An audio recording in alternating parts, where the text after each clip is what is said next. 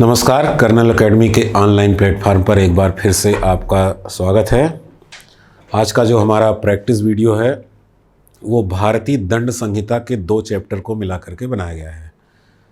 पहला है अपराध दंड का सिद्धांत और दूसरा है आत्मरक्षा का अधिकार। इस प्रैक्टिस वीडियो में हमने कुल 25 प्रश्न रखे हैं।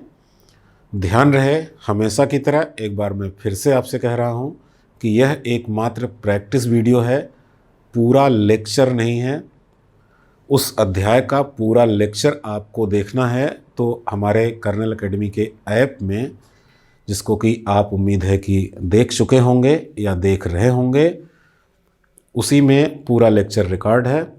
और पहले आप उस लेक्चर को देख लेंगे, उसके बाद आप प्रैक्टिस वीडियो देखेंगे तो आपके लिए ये ज़्यादा बेहतर होगा और ज़्यादा सहायक होगा। तो हम लोग शुरू करते हैं अपने इस प्रश्न को। देखिए, पहला प्रश्न है, व्यक्तिगत प्रतिरक्षा का लाभ प्राप्त होगा, यानी वो कौन सी परिस्थितियां हैं जब निजी प्रतिरक्षा का लाभ आपको मिलेगा। सवाल यही है। पहला है पद के अनुक्रम में लोक सेवक के कार्यों के विरुद्ध। दूसरा है हमलावर के विरुद्ध आवश्यकता से अधिक बल प्रयोग होने पर। तीसरा है अधिकारियों की सहायता का अवसर होने पर। और चौथा है लोक सेवक के निर्देश पर किए गए कार्यों के विरुद्ध। ये जो प्रश्न है ये आत्मरक्षा के अधिकार भारतीय दंड संहिता की धारा 99 से जुड़ा हुआ प्रश्न है। और धारा 99 में 4 अपवाद बताए गए हैं कि कब आपको निजी प्रतिरक्षा का लाभ प्राप्त नहीं होता है।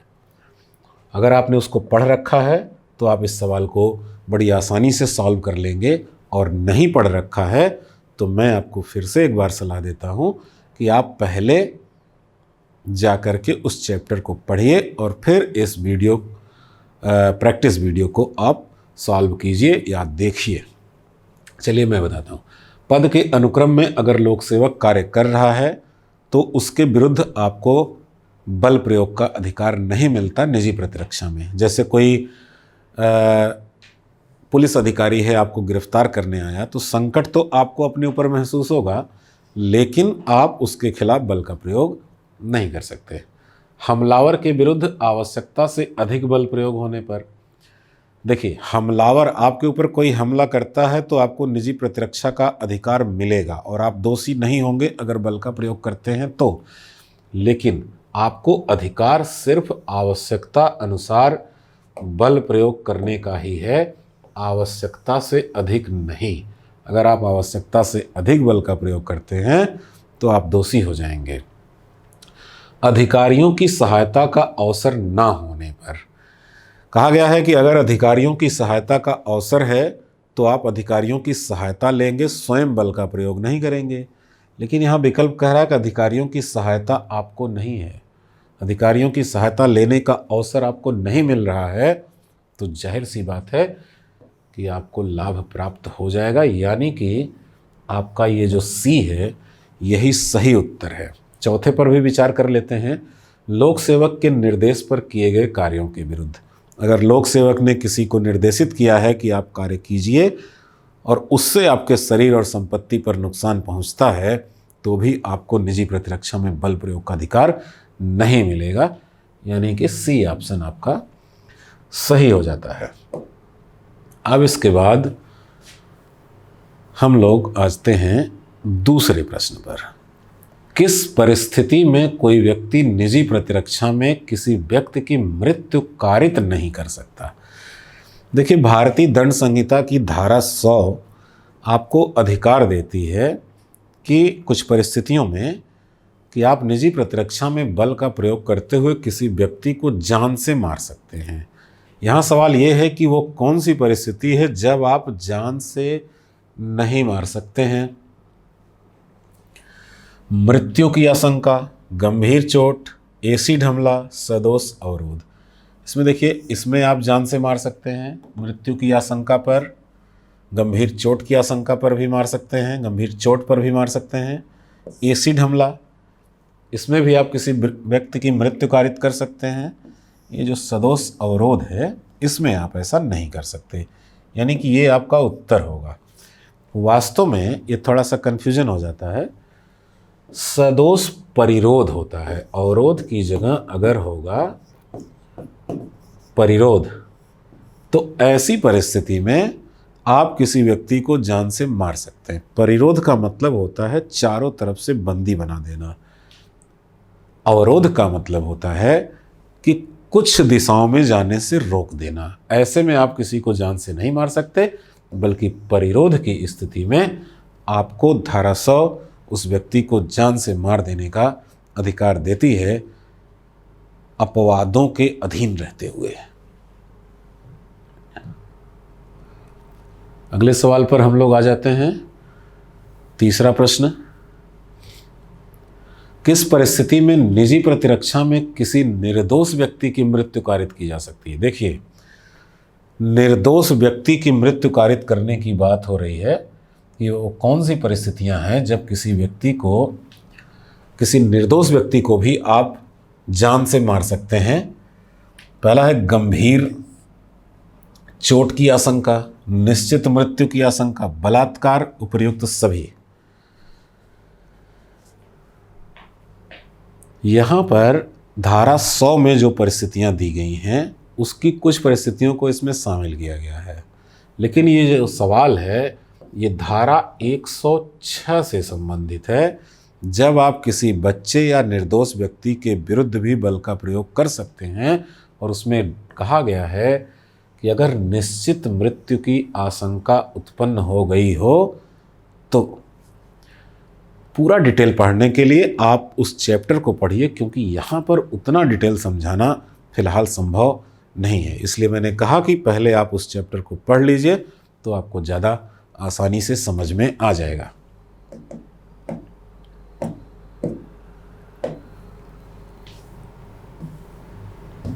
प्रश्न संख्या 4 है, काफ़ी पढ़ना पड़ेगा इसमें आपको। निजी प्रतिरक्षा का अधिकार प्राप्त होता है, यानी वो कौन सी परिस्थितियां हैं जब निजी प्रतिरक्षा का अधिकार आपको मिलेगा, यानी सेल्फ डिफेंस का अधिकार मिलेगा। पहला है स्वयं की शरीर के विरुद्ध अपराध होने पर, दूसरा है अन्य व्यक्ति की शरीर के विरुद्ध अपराध होने पर, स्वयं की संपत्ति के विरुद्ध अपराध होने पर, और चौथा है अन्य की संपत्ति के विरुद्ध अपराध पर यह अधिकार प्राप्त नहीं होगा। तो देखिए, धारा 97 में कहा गया है स्वयं की शरीर या अन्य व्यक्ति की शरीर, स्वयं की संपत्ति या अन्य व्यक्ति की संपत्ति के विरुद्ध अगर अपराध होता है तो आपको निजी प्रतिरक्षा में बल प्रयोग का अधिकार मिलेगा। तो उसमें ये भी सही हो जाता है, स्वयं की शरीर, अन्य व्यक्ति की शरीर, स्वयं की संपत्ति। अन्य व्यक्ति की संपत्ति के विरुद्ध भी अगर अपराध होगा तब भी आपको ये अधिकार मिलेगा। ये नहीं जो लिखा है इसकी वजह से ये गलत हो जाता है, और आपका उत्तर हो जाता है 1, 2 और 3।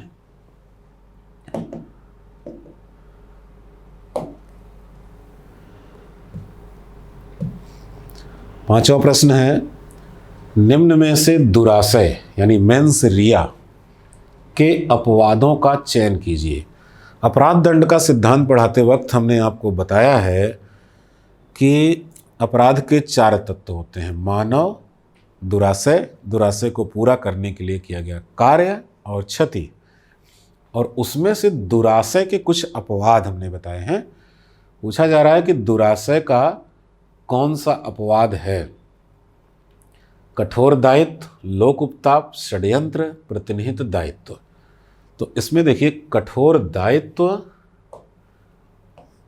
और लोक उपताप, ये 2 जो हैं ये दुराशय के अपवाद हैं, यानी कि आपका जो उत्तर है वो है 1 और 2। षड्यंत्र जो होता है ये क्षति का अपवाद है, और प्रतिनिहित दायित्व यह कार्य का अपवाद है। षड्यंत्र, प्रतिनिहित दायित्व क्या होता है, लोक उपताप क्या होता है, और कठोर दायित्व क्या होता है, इसको भी हमने अपने वीडियो लेक्चर में बाकायदे आपको समझा रखा है। उम्मीद है कि आप उसको पढ़े होंगे। 6वें प्रश्न पर आ जाते हैं। नेमो डिबेट प्रोइडम कासा विस वेक्सारी का क्या अर्थ है? ये विधि में एक सूत्र है, बहुत सारे सूत्र हैं, उसमें से एक ये भी है, नेमो डिबेट प्रोइडम कासा विस वेक्सारी। तो इसका क्या अर्थ है? पहला है, किसी व्यक्ति को एक ही अपराध के लिए एक से अधिक बार अभियोजित व दंडित नहीं किया जा सकता। दूसरा, न्यायालय अभियुक्त की निर्दोषिता की उपधारणा करेगा। तीसरा है, कोई व्यक्ति स्वयं के विरुद्ध साक्ष्य देने के लिए बाध्य नहीं है।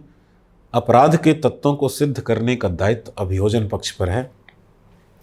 वास्तव में यहाँ लिखी गई चारों लाइनें सही हैं, लेकिन सही का मतलब ये नहीं है कि वो सब के सब इसका अर्थ हैं। नेमो डिबेट प्रोइडम कासा विस वेक्सारी का मतलब होता है, ये दोहरे खतरे के सिद्धांत से संबंधित है कि आपको एक ही अपराध के लिए एक से अधिक बार न तो दंडित किया जाएगा और न ही आपके ऊपर उसके लिए मुकदमा चलाया जाएगा। तो इस तरह से आपका विकल्प ए सही हो जाता है यहाँ पर।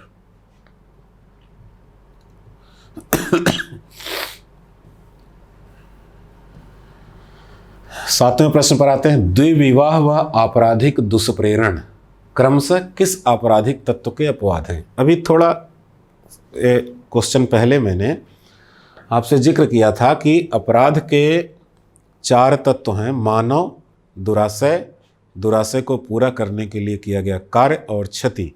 उसमें से पूछा जा रहा है कि द्विविवाह और आपराधिक दुष्प्रेरण ये किस आपराधिक तत्व के अपवाद हैं? क्षति एवं दुराशय क्रमशः जवाब देना है आपको। आपराधिक कार्य एवं क्षति, दुराशय एवं क्षति, आपराधिक कार्य एवं दुराशय। तो देखिए, जो द्विविवाह होता है, द्विविवाह यानी कि ये जो अपवाद होता है ये दुराशय का होता है।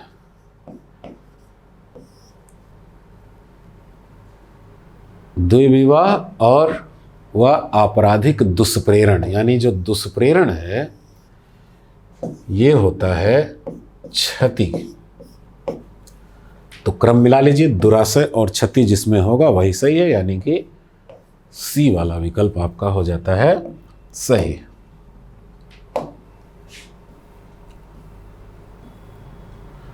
आठवें प्रश्न पर आते हैं। विचार कीजिए और सही उत्तर का चयन कीजिए। 3 कथन दिए गए हैं, तीनों को आपको समझना है और उसके बाद दिए गए कूट से सही उत्तर का चयन करना है। कोई व्यक्ति स्वयं के विरुद्ध साक्ष्य देने के लिए बाध्य नहीं है। दूसरा है, चोरी की वस्तु धारण करने पर निर्दोषिता की उपधारणा नहीं की जा सकती। तीसरा है, फरार व्यक्ति का विचारण उसकी गिरफ्तारी से पूर्व प्रारंभ हो सकता है। देखिए, मैं आपको बताता हूँ, कोई व्यक्ति स्वयं के विरुद्ध साक्ष्य देने के लिए बाध्य नहीं है, ये सक्षम साक्षी होने का अर्थ होता है कि आपके ऊपर आरोप लगाया गया है तो जिसने आरोप लगाया है वही साबित करेगा, आपको अपने ही खिलाफ साक्ष्य देने के लिए बाध्य नहीं किया जाएगा। यानी कि पहला विकल्प तो बिल्कुल सही है। चोरी की वस्तु धारण करने पर निर्दोषिता की उपधारणा नहीं की जा सकती है। यहाँ ध्यान रहे कि चोरी का आरोप अगर आपके ऊपर लगता है तो आप प्रथम दृष्टया माने जाते हैं कि आप निर्दोष हैं जब तक कि अपराध सिद्ध न हो जाए। लेकिन अगर आपने उस वस्तु को धारण कर रखा है, अपने पास रखा है, वो आपके पास से मिलती है, तो आपको प्रथम दृष्टया दोषी माना जाएगा। यानी ये नहीं माना जाएगा कि आप निर्दोष हैं। यानी कि दूसरा विकल्प भी सही है। फरार व्यक्ति का विचारण, विचारण का मतलब न्यायालय में होने वाला ट्रायल होता है, जो सुनवाई होती है न्यायालय में, जो कार्रवाइयाँ चलती हैं उसको विचारण कहते हैं। फरार व्यक्ति का विचारण उसकी गिरफ्तारी से पूर्व प्रारंभ हो सकता है, ये गलत है। कहा गया है कि फरार व्यक्ति का विचारण तब तक नहीं होगा जब तक कि उसे न्यायालय में प्रस्तुत ना कर दिया जाए, क्योंकि उसका पक्ष भी न्यायाधीश सुनना चाहता है और उसके बाद वो डिसीजन देना चाहता है। यानी कि 1 और 2 सही होंगे और उस आधार पर आप विकल्प डी को सही उत्तर मान सकते हैं।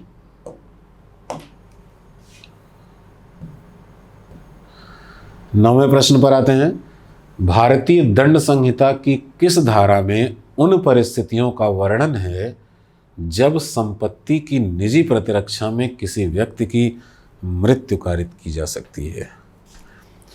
यानी निजी प्रतिरक्षा, संपत्ति की निजी प्रतिरक्षा करते हुए कुछ परिस्थितियों में आप किसी व्यक्ति को जान से मार सकते हैं। इसका वर्णन भारतीय दंड संहिता की कौन सी धारा में है, सवाल यही है।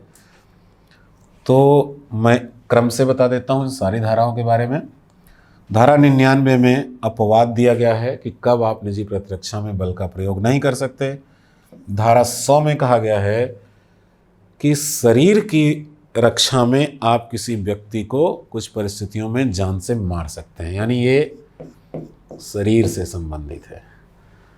ये जो धारा 103 है यही आपका उत्तर है, क्योंकि धारा 103 में कहा गया है कि संपत्ति की रक्षा करते हुए कुछ परिस्थितियां हैं जिसमें आप उस व्यक्ति को जान से मार देने का अधिकार रखते हैं। धारा 106 है, निश्चित मृत्यु की आशंका पर अबोध व्यक्तियों और निर्दोष व्यक्तियों के विरुद्ध भी आप निजी प्रतिरक्षा में बल का प्रयोग कर सकते हैं। 10वां प्रश्न है, भारतीय दंड संहिता के अनुसार व्यक्तिगत प्रतिरक्षा का अधिकार प्राप्त होगा। यानी निजी प्रतिरक्षा का अधिकार आपको कब प्राप्त होगा, ये सवाल है।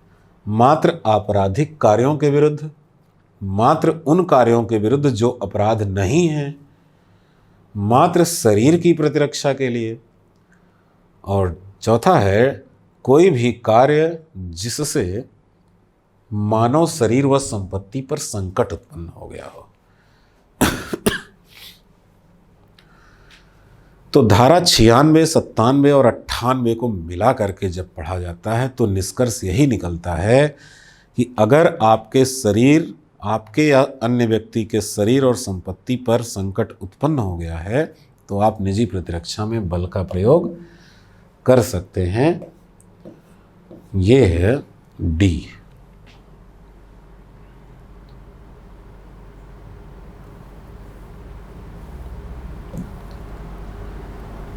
तो 11वां प्रश्न देखिए, कौन सा कथन सही नहीं है? व्यक्तिगत प्रतिरक्षा में किया गया कोई कार्य अपराध नहीं होता। धारा 96 कहती है कि बिल्कुल सही बात है, ये निजी प्रतिरक्षा में किया गया कोई कार्य अपराध नहीं होता। पूछा जा रहा है कौन सा कथन सही नहीं है, तो ये तो सही है। हमलावर को किसी भी दशा में प्रतिरक्षा का अधिकार नहीं प्राप्त है। अभी इस पर विचार करते हैं। शरीर एवं संपत्ति की प्रतिरक्षा के लिए अभियुक्त को आत्मरक्षा का लाभ प्राप्त होता है, बिल्कुल सही है। कोई भी कार्य जिससे मानव शरीर व संपत्ति पर संकट उत्पन्न हो के लिए प्रतिरक्षा का अधिकार होगा, ये भी सही है। अब हम बी पर विचार करते हैं। यहाँ कहा गया हमलावर को किसी भी दशा में प्रतिरक्षा का अधिकार प्राप्त नहीं है, ये गलत है। हमलावर के विरुद्ध अगर निजी प्रतिरक्षा में आपने आवश्यकता से अधिक बल का प्रयोग किया है तो हमलावर को भी आपके विरुद्ध निजी प्रतिरक्षा में बल प्रयोग का अधिकार मिल जाएगा। इसलिए ये कथन गलत लिखा हुआ है, यानी कि यही आपका उत्तर होगा।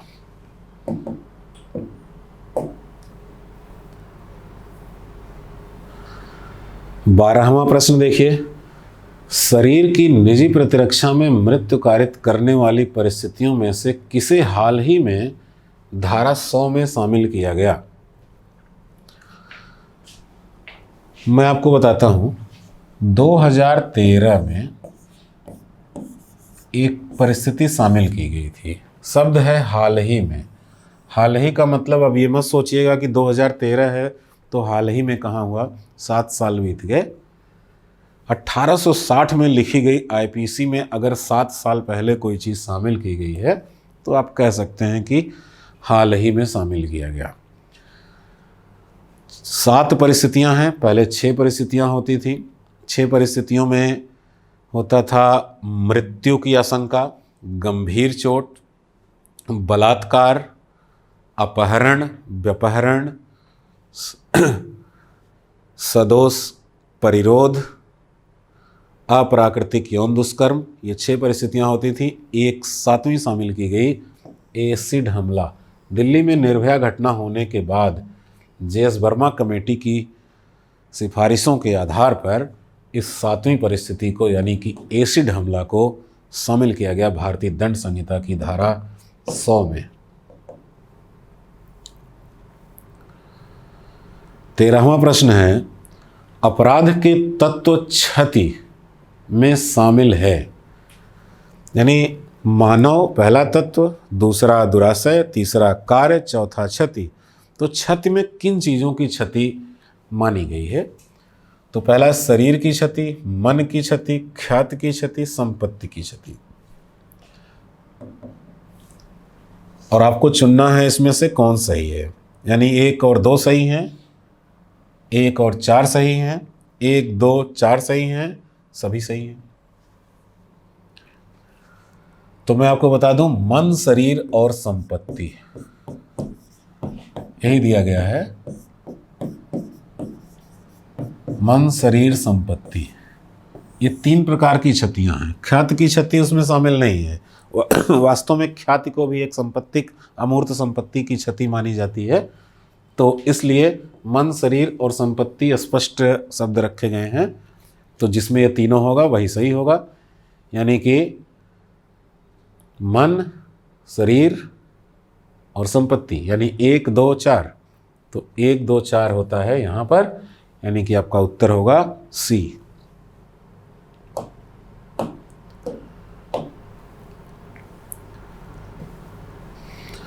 प्रश्न संख्या 14, निम्न में से कौन सा संरक्षण अभियुक्त को प्राप्त नहीं होता? विधिक सहायता का अधिकार, ये तो प्राप्त होता है, जिसमें आपको कहा गया है कि 24 घंटे के भीतर आपको न्यायालय में पेश किया जाएगा। आपको आपके पसंद के विधिक सलाहकार से परामर्श करने का अवसर दिया जाएगा। कार्रवाई खुले कमरे में होगी, ये सब विधिक सहायता में आते हैं। निर्दोषिता की उपधारणा, इसका मतलब है कि प्रत्येक व्यक्ति तब तक निर्दोष माना जाएगा जब तक कि उसके विरुद्ध अपराध सिद्ध ना हो जाए। तो ये दोनों मिले हुए हैं। सबूत का भार अभियुक्त पर होगा, यही गलत है, क्योंकि सबूत का जो भार होता है वो अभियोजन पक्ष पर होता है। यानी कि जिसने आपके ऊपर आरोप लगाया है वही साबित करेगा कि आपने अपराध किया है। तो ये संरक्षण प्राप्त नहीं है। ये तो उसको परेशान करने वाली बात हो जाती है। आत्म अपराध रोपण से संरक्षण ये मिला हुआ है। तो अब हम आते हैं 15, एक्टस नॉन फेसिट रियम निसी मेंस रिया। ये एक और फार्मूला है, एक और सूत्र है विधि का, और आपसे इस तरह से प्रश्न पूछे जा सकते हैं। इसका अर्थ क्या है? अपराध मात्र मनुष्य के द्वारा ही हो सकता है। जब तक विधि घोषित ना करे तब तक कोई कार्य अपराध नहीं है। मात्र कार्य किसी व्यक्ति को अपराधी नहीं बनाता यदि उसका मन अपराधी ना हो। कोई कार्य तभी अपराध हैं जब उसमें क्षति उत्पन्न हो। तो इसका अर्थ होता है कि दुराशय के बिना किया गया कोई कार्य अपराध नहीं होता। इसका मतलब है कि मात्र कार्य किसी व्यक्ति को अपराधी नहीं बनाता जब तक कि उसका मन भी अपराधी ना हो। यानी कि सी जो है इसका सही उत्तर है। ऐसे बहुत सारे सूत्र हैं विधि में जिनका अर्थ आपसे पूछा जाता है। उन सूत्रों को आपको याद करना होगा और कॉन्सेप्ट को समझना होगा। इसमें जितनी भी चीज़ें लिखी गई हैं सब के सब किसी न किसी सूत्र के अर्थ ही हैं, इसलिए कन्फ्यूजन भी आपको हो सकता है।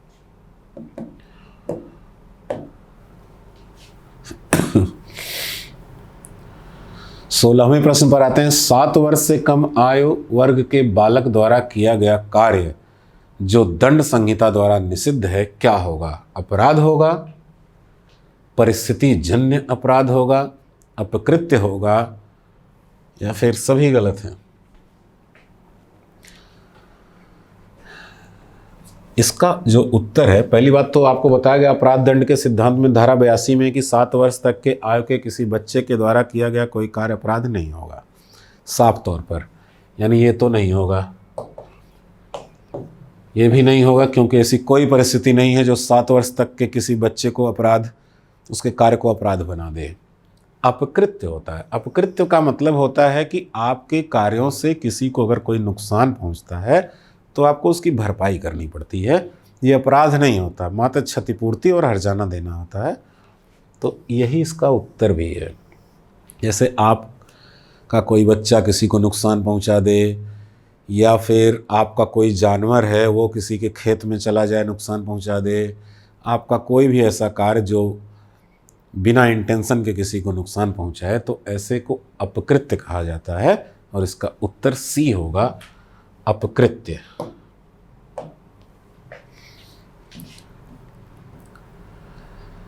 दंड का वह प्रकार जिसके द्वारा भविष्य में दंड की पुनरावृत्ति को रोकने का प्रयत्न किया जाता है वह कौन सा प्रकार है? प्रतिरोधात्मक, सुधारात्मक, प्रायश्चितकारी, निरोधात्मक। भविष्य में दंड की पुनरावृत्ति ना होने पाए उसको रोका जाए, इसको निरोधात्मक कहा जाता है। जैसे देखिए राष्ट्रीय सुरक्षा अधिनियम भी एक निवारक निरोध की विधि है, उठा करके जेल में बंद कर दिया जाता है। वो भी एक तरीका मान सकते हैं कि इस आने वाले समय में अपराध ना हो दोबारा, तो निरोधात्मक, इसको रोका जाता है कि अपराध ना होने पाए।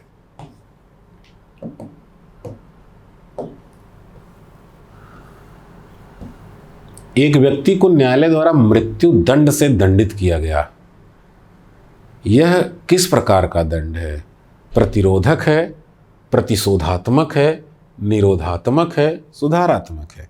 देखिए सुधारात्मक दंड वो होता है कि आपको कारागार के अंदर डाल करके आपको नैतिक शिक्षाएं दी जाती हैं, प्रार्थना वगैरह में आप हिस्सा लेते हैं और सुधार का मौका दिया जाता है। यहाँ तो मृत्युदंड दे दिया गया है, तो ये तो संभव ही नहीं है। निरोधात्मक का मतलब होता है कि आपको इस तरह से रोक दिया जाएगा, इस तरह से बंदी बना दिया जाएगा कि आप उस अपराध को नहीं कर पाएंगे, यानी कि उसकी रोकथाम कर दी जाएगी।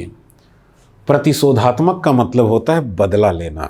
जैसे पहले प्रचलित था, राजतंत्र में ज़्यादा चलता था, हाथ के बदले हाथ, आँख के बदले आँख। बदले से जो पीड़ित पक्ष होता है, पीड़ित व्यक्ति होता है, उसकी भावनाएं शांत होती हैं बदला लेने से।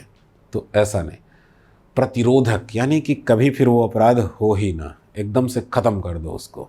तो इसका उत्तर प्रतिरोधक होगा, प्रतिरोधक।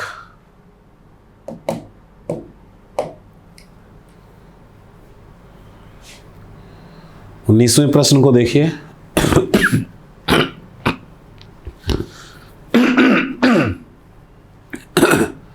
लोक सेवक द्वारा किए जा रहे कार्य के विरुद्ध निजी प्रतिरक्षा का अधिकार प्राप्त नहीं होगा। लोक सेवक द्वारा जब कार्य किया जा रहा है तो आपको निजी प्रतिरक्षा का अधिकार प्राप्त नहीं होगा। परिस्थितियों को देखना है। यदि कार्य सद्भावपूर्वक किया गया हो तो क्या आपको निजी प्रतिरक्षा का अधिकार मिलेगा? नहीं मिलेगा। कार्य पद के अनुक्रम में किया गया हो तब भी नहीं मिलेगा। धारा 99 का पहला अपवाद है ये। कार्य ऐसा हो जिससे मृत्यु या घोर उपहति की आशंका हो, यह विश्वास करने के लिए पर्याप्त आधार हो कि कार्य लोक सेवक द्वारा तथा उसके पदानुक्रम में ही किया गया हो। यानी कि अगर कार्य ऐसा है जिससे मृत्यु या घोर उपहति की संभावना बन जाती है तो आपको निजी प्रतिरक्षा में बल प्रयोग का अधिकार मिल जाएगा। ये जो नहीं है वो नहीं चलेगा। यानी कि 1, 2 और 4 इसके उत्तर होंगे। तो 1, 2, 4 जहां मिल जाए वही आपका उत्तर, यानी कि ये। फिर से बता देता हूं, लोक सेवक द्वारा किए जा रहे कार्य के विरुद्ध निजी प्रतिरक्षा का अधिकार प्राप्त नहीं होगा। अगर लोक सेवक सद्भावपूर्वक कार्य कर रहा है तो उसके विरुद्ध आपको अधिकार नहीं मिलेगा निजी प्रतिरक्षा में बल प्रयोग का। पद के अनुक्रम में किया जा रहा है तब भी नहीं मिलेगा। और अगर आपको ये भी विश्वास है कि पर्याप्त आधार हो कि कार्य लोक सेवक द्वारा तथा उसके पदानुक्रम में किया गया हो तब भी नहीं मिलेगा। लेकिन अगर आपको लगता है कि कार्य ऐसा हो जिससे आपकी मृत्यु या गंभीर चोट हो सकती है तो भले ही लोक सेवक के द्वारा किया जा रहा है, आपको निजी प्रतिरक्षा में बल प्रयोग का अधिकार मिल जाएगा। यानी ये विकल्प इसमें शामिल नहीं होगा। 1, 2 और 3 यानी कि विकल्प संख्या ए ही आपका सही उत्तर होगा। 20वें प्रश्न पर आ जाते हैं। आईपीसी की कौन सी धारा यह व्याख्या करती है कि कोई कार्य जो अपराध नहीं है उसके विरुद्ध व्यक्तिगत प्रतिरक्षा का अधिकार प्राप्त होगा? धारा 98 कहती है कि किसी विकृत चित्त अथवा पागल व्यक्ति के द्वारा भी अगर कोई कार्य किया जा रहा है जिससे आपकी शरीर और संपत्ति संकट में आ जाती है तो उसके विरुद्ध आप निजी प्रतिरक्षा में बल का प्रयोग कर सकते हैं। तो आपका उत्तर तो यही हो गया, धारा 98। सबके बारे में बता देता हूं। धारा 96 कहती है कि निजी प्रतिरक्षा में किया गया कोई कार्य अपराध नहीं होता, मात्र इतना ही प्रावधान है। 97 कहती है कि स्वयं की शरीर, अन्य व्यक्ति की शरीर, स्वयं की संपत्ति, अन्य व्यक्ति की संपत्ति के विरुद्ध अगर अपराध हो रहे हो तो आप निजी प्रतिरक्षा में बल का प्रयोग कर सकते हैं। और धारा 99 में अपवाद दिए गए हैं जो कहता है कि 4 परिस्थितियां हैं जिसमें आप निजी प्रतिरक्षा में बल का प्रयोग कर ही नहीं सकते। तो धारा 98 यानी पागल व्यक्तियों के विरुद्ध भी आप बल का प्रयोग कर सकते हैं, मतलब जो कार्य अपराध नहीं है उस कार्य के विरुद्ध भी आप निजी प्रतिरक्षा में बल का प्रयोग कर सकते हैं। तो धारा 98 इसका सही उत्तर हो जाता है। 21वां प्रश्न है, विचार कीजिए। लोक प्राधिकारियों की सहायता का अवसर होने पर भी कुछ परिस्थितियों में निजी प्रतिरक्षा का अधिकार प्राप्त होता है। दूसरा है, आवश्यकता से अधिक बल प्रयोग करने पर इसका बचाव लाभ प्राप्त नहीं होगा। कौन सा सही है? एक तो पक्का सही है, 2 वाला। ये अगर आवश्यकता से अधिक आपने बल का प्रयोग किया है तो आप दोषी हो जाएंगे, आपको इसका लाभ नहीं मिलेगा। ये सही है। तो जिसमें 2 है वो आपको चुनना पड़ेगा, यानी या तो बी सही होगा या तो सी। अब देखना है कि पहला सही है या गलत। लोक प्राधिकारियों की सहायता का अगर अवसर है तो आप उनकी सहायता लेंगे क्योंकि वो उसी लिए बनाए गए हैं। आपकी रक्षा का दायित्व राज्य का है, उसके अधिकारियों का है। तो सहायता का अवसर है तो आप सहायता लेंगे, स्वयं बल का प्रयोग नहीं करेंगे। इसलिए पहला विकल्प होता है गलत, यानी कि सिर्फ 2 सही है, मतलब बी ऑप्शन यहाँ पर सही है। 22वें प्रश्न पर आ जाते हैं। निम्न में से कौन सा कथन सही नहीं है? प्रत्येक व्यक्ति निर्दोष है जब तक कि वह दोष सिद्ध न हो जाए। अपराध के तत्वों को सिद्ध करने का दायित्व अभियोजन पक्ष पर होगा। संदेह का लाभ अभियोजन पक्ष को प्राप्त होगा। विक्षिप्त व्यक्ति का तब तक विचारण नहीं होगा जब तक कि वह ठीक ना हो जाए। तो इसमें पहला वाला बिल्कुल सही है। प्रत्येक व्यक्ति निर्दोष है जब तक कि दोष सिद्ध न हो जाए। ये अपराध अभियुक्त के संरक्षण का सवाल है। अपराध के तत्वों को सिद्ध करने का दायित्व अभियोजन पक्ष, अभी थोड़ी देर पहले मैंने बताया था कि जो आरोप लगाएगा वही सिद्ध करेगा कि आपने अपराध किया है। तो ये भी सही है। संदेह का लाभ अभियोजन पक्ष को नहीं मिलता। अगर संदेह है तो उसका लाभ अभियुक्त को मिलता है। तो यही सही नहीं है और यही आपका उत्तर है, यानी सी आपका उत्तर है।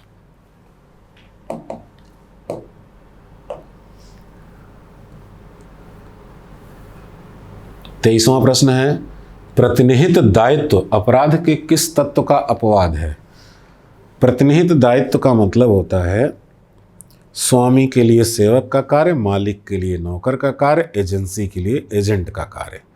इनके कार्यों के प्रति स्वामी, मालिक, एजेंसी उत्तरदायी होते हैं। यानी कि जिसने कार्य किया ही नहीं वास्तव में वो भी उत्तरदायी है। ये अपवाद हो गया किसका? कार्य का, यानी दुराशय को पूरा करने के लिए किया गया कार्य। इसमें अब नौकर के कार्य के लिए मालिक उत्तरदायी हो रहा है, वास्तव में मालिक ने तो कार्य किया नहीं। इस तरह से ये अपवाद की श्रेणी में रखा गया है।